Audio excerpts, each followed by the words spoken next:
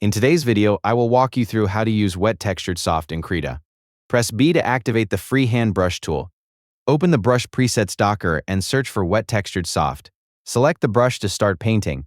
Use pen pressure to control your strokes. Light pressure creates softer and lighter marks, while heavier pressure creates darker and stronger textures.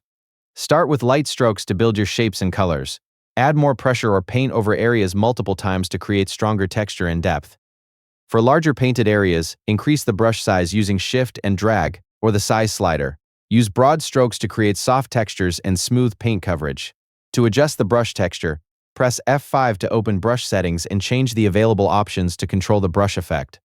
The Wet Textured Soft brush is designed to create a soft wet paint texture. It's great for painting, blending, shading, and creating smooth textured strokes when you want a gentle painterly effect. And that's how to use Wet Textured Soft in Krita. Thank you for watching the video.